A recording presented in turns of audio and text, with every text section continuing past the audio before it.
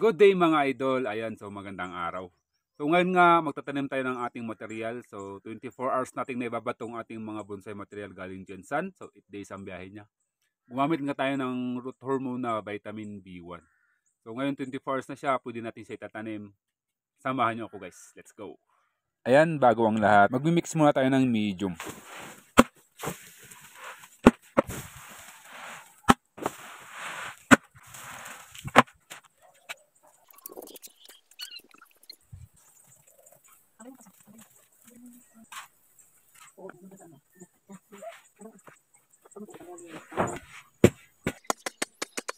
Next naman, mix natin ng maayos.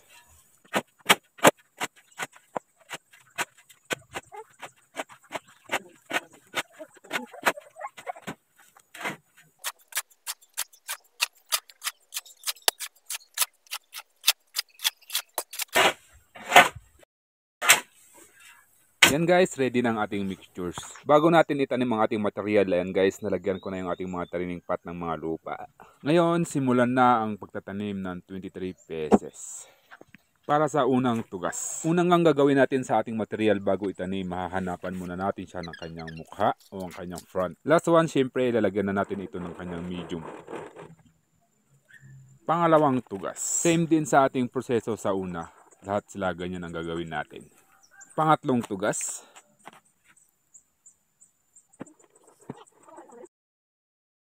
Pang-apat na tugas. Ito naman ang pang-limang tugas.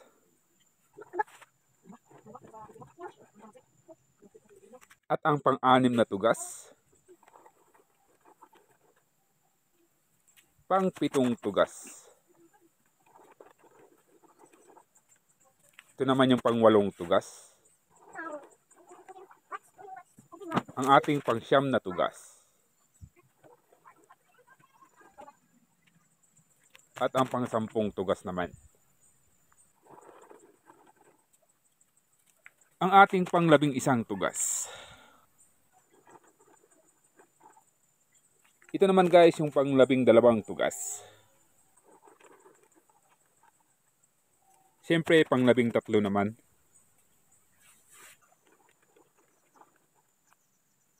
Pang-14 na tugas.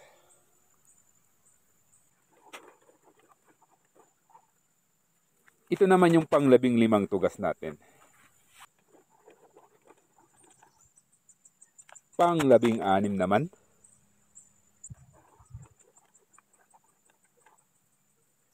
At ang pang-17 tugas. Ito naman ang pang-18 tugas natin. Ang pang-19 na tugas.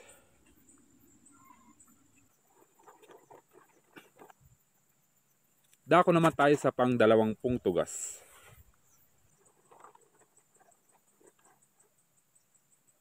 Ang ating pang-21 tugas naman. Sa ating pang-22 tugas naman guys. Sa mats na to guys, masyadong mahaba kaya hatiin natin. At ito nga yung kahati niya guys, ang pang-23 nating tugas. Ayan, sa wakas guys, naitanim na natin ang ating 23 tugas. Siyempre, aabangan pa rin natin ang kanilang pangalawang kabanata. Salamat sa suporta.